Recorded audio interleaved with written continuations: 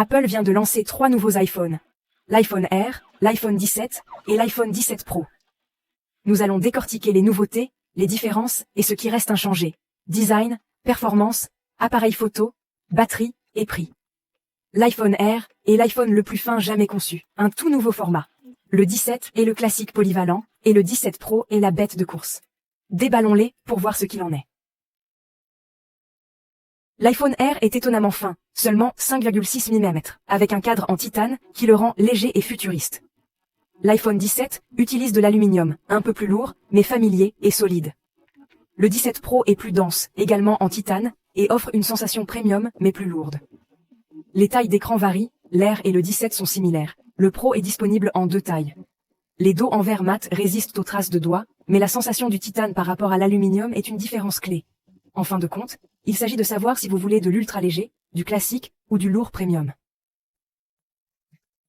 Les 3 téléphones sont équipés d'écrans Super Retina XDR OLED avec promotion 120 Hz. Enfin, un défilement fluide pour tout le monde. Le Pro est disponible en 2 tailles et bénéficie de l'écran le plus lumineux, idéal pour une utilisation en extérieur. Le Pro a également les bords les plus fins et un écran Always On. L'Air et le 17 ont des bords légèrement plus épais et pas d'Always On.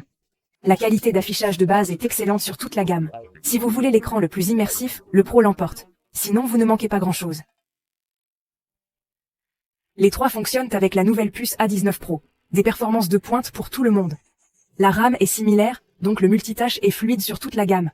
Le GPU du Pro est plus puissant, destiné aux joueurs et aux créateurs. Le Pro dispose également d'un refroidissement avancé pour des performances soutenues. L'Air étant si fin, pourrait ralentir sous de lourdes charges. Pour la plupart des utilisateurs, les différences de performance sont minimes, à moins que vous ne poussiez votre téléphone à fond. Le 17 Pro possède un système à triple caméra. Grand angle, ultra grand angle et téléobjectif. Plus toutes les fonctionnalités, photo, vidéo pro. Le 17 et l'Air partagent un nouveau capteur principal de 48 MP. Le 17 ajoute un ultra grand angle pour la polyvalence. L'Air n'a qu'un seul objectif de 48 MP, pas de zoom optique ni d'ultra grand angle. Pour les photos de tous les jours, les 3 sont excellents, mais le Pro est destiné aux photographes sérieux. Les caméras selfie sont excellentes sur toute la gamme. Si vous voulez de la flexibilité en matière de caméra, optez pour le Pro ou le 17. Si vous êtes minimaliste, l'Air est très bien. La finesse de l'Air implique une batterie plus petite, mais Apple affirme une autonomie d'une journée pour les utilisateurs typiques. Le 17 dure plus longtemps et le 17 Pro, surtout le Pro Max, est un véritable champion de l'autonomie, jusqu'à 39 heures de lecture vidéo. Tous ont l'USB-C, mais seul le Pro bénéficie des vitesses rapides de l'USB 3. L'Air et le 17 sont plus lents, comme l'ancien Lightning. L'Air est uniquement eSIM, dans certaines régions poussant l'avenir sans port d'Apple.